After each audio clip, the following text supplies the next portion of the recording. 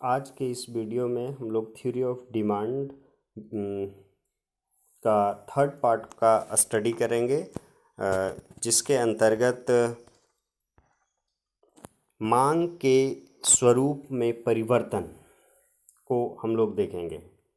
मांग के स्वरूप में परिवर्तन को मुख्यतः दो भागों में बांटा गया है, जिसमें एक है मांग में परिवर्तन और दूसरा है मांग की मात्रा में परिवर्तन। दोनों देखने में लगभग एक सुनने में एक जैसा लगता है, परंतु दोनों में बहुत ज़्यादा डिफरेंस नज़र आता है।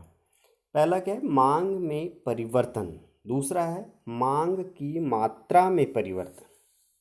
बहुत अच्छे तरीके से इसको जानना पड़ेगा, क्योंकि इतना ज़्यादा कन्फ्यूजन है। क्वेश्चंस जब आते हैं क्लास 12 में तो वहाँ पे लोग बहुत ज़्यादा कन्फ्यूज कर जाते हैं। तो यहाँ पे इसको अच्छे तरीके से समझने की आवश्यकता है। सबसे पहले हम लोग मांग में परिवर्तन को देखते हैं। मांग में परिवर्तन का अर्थ क्या है? मांग में परिवर्तन का अर्थ कीमत के समान रहने पर, इस पॉइंट्स को एकदम ध्यान दें। मांग में परिवर्तन की व्याख्या करने के लिए सबसे इम्पोर्टेंट पॉइंट, कीमत के समान रहने पर, अर्थात कीमत स्थिर रहेगा। कीमत स्थिर रहेगा तो कीमत के समान रहने पर अन्य कारकों में परिवर्तन के फलस्वरूप मांग में कमी या वृद्धि को मांग में परिवर्तन कहते हैं। परिवर्तन का अर्थ दो बातों से लगाया जाता है, या तो वो बढ़ेगा या तो वो घटेगा।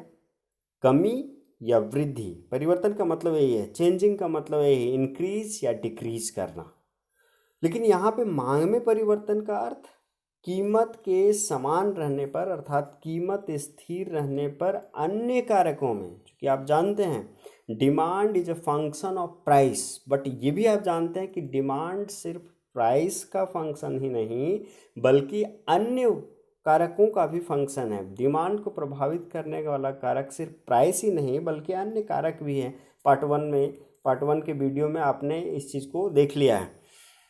तो यहाँ पे ये क्लियर है, एकदम साफ सुथरा है, स्पष्ट होना चाहिए कि कीमत के समान रहने पर, अर्थात कीमत स्थिर रहने पर अन्य कारकों में परिवर्तन के कारण, जैसे कि संबंधित वस्तु में परिवर्तन हो रहा है, उपभोक्ता के आय में परिवर्तन हो रहा है, रुचि बदल रहा है, फैशन बदल रहा है, तो इन सारे चीज़ों में परिवर्तन के कारण यदि मांग में कमी या वृद्धि होता है तो उसे हम लोग मांग में परिवर्तन कहते हैं।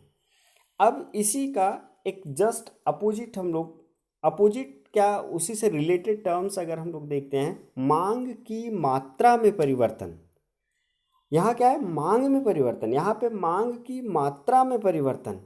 अब यहाँ पे देखिए क्या है, अन्य कारकों के समान रहने पर। मांग की मात्रा में आप लोग क्या देख रहे थे कि अन्य कारकों में परिवर्तन के फलस्वरूप, यहाँ पे क्या है, अन्य कारकों के सामान्य रहने पर वस्तु की कीमत में परिवर्तन होने के फलस्वरूप मांग की मात्रा में कमी या वृद्धि को मांग की मात्रा में परिवर्तन कहते हैं।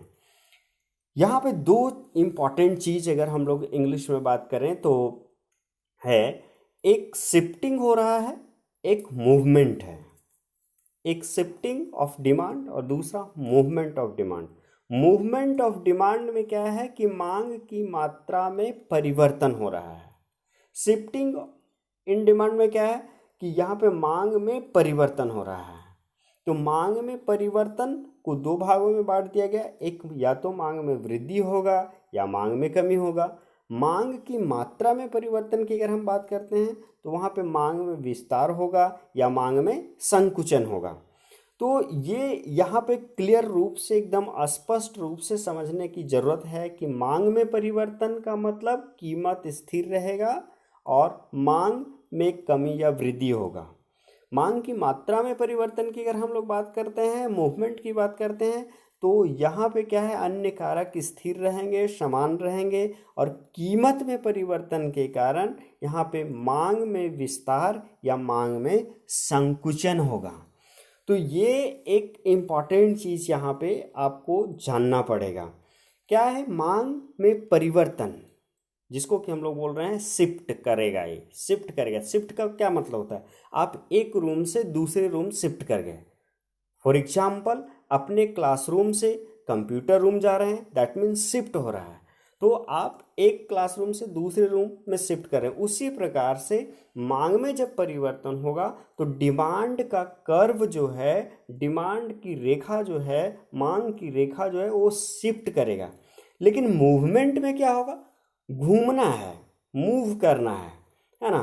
जैसे कि आप एक ही क्लासरूम के एक कोने से दूसरे कोने जा रहे हैं, एक बेंच से दूसरे बेंच पर बैठ रहे हैं, दैट मीन्स ये मूवमेंट हो रहा है। तो यहाँ पे या तो विस्तार होगा या तो संकुचन होगा। तो मांग में वृद्धि को एक्सप्लेन करने के लिए हम क्या करेंगे, वृद्धि करना है। तो वृद्धि कैसे होगा, तो पहला जो लाइन था आपका, कीमत के समान रहने पर, कीमत के समान मतलब कीमत स्थिर है, अन्य कारक में परिवर्तन हो रहा है। अन्य कारक जैसे कि मान लिया जाए पॉपुलेशन बढ़ गया तो आपका डिमांड बढ़ेगा, इनकम बढ़ गया डिमांड बढ़ेगा। तो यही चीज़ यहाँ पे, कीमत स्थिर है, कोई वस्तु का कीमत दिया हुआ है, स्थिर है, लेकिन अन्य कारक जैसे पॉपुलेशन चेंज हो रहा है, रुचि चेंज हो रहा है, फैशन हो रहा है, इनकम बढ़ रहा है, इनकम में वृद्धि हो रहा है, तो उसके कारण जो मांग में वृद्धि होती है, मांग बढ़ता है, उसे हम लोग मांग में वृद्धि कहते हैं। जस्ट अपोजिट, अब यदि पॉपुलेशन घट जाए, कम हो जाए, आपका फैशन जो है, आपका रुचि जो है, हैबिट जो है, प्रेफरेंस जो है, वो अगर घट जाता है तो वहाँ से मांग में कमी होता है। कब, जब स्थिर कीमत है। तो मांग में परिवर्तन को आप ये दो तरीके से आप देख सकते हैं। अब नेक्स्ट हम लोग मांग की मात्रा में परिवर्तन, मूवमेंट इन डिमांड, कैसे मूव करेगा। तो पहला इसका जो पार्ट है मांग में विस्तार, अर्थात कहने का मतलब है मांग की मात्रा में परिवर्तन को दो भागों में बांट दिया गया है, जिसमें से एक मांग में विस्तार और दूसरा मांग में संकुचन। इंग्लिश में अगर बोलें तो मूवमेंट इन डिमांड जो है वो दो प्रकार से, एक एक्सपेंशन इन डिमांड और दूसरा कॉन्ट्रैक्शन इन डिमांड। तो मांग में विस्तार कैसे होगा, मांग की मात्रा की अगर हम लोग बात करते हैं यहाँ पे, तो यहाँ पे देखिए क्या है कि कीमत अन्य कारकों के समान रहने पर, अन्य कारक यहाँ समान है, चेंज किस में हो रहा है, कीमत में परिवर्तन हो रहा है। तो कीमत में परिवर्तन, कीमत घट गया तो यहाँ से मांग बढ़ गया, जैसा कि मांग का नियम कहता है। मांग का नियम क्या कहता है कि यदि अन्य बातें सामान्य रहे तो, देखिए आप मांग की मात्रा में परिवर्तन को एक्सप्लेन करने के लिए आपने क्या लिखा है, अन्य कारकों के समान रहने पर। तो यदि अन्य बातें सामान्य रहे तो कीमत में कमी से मांग में वृद्धि।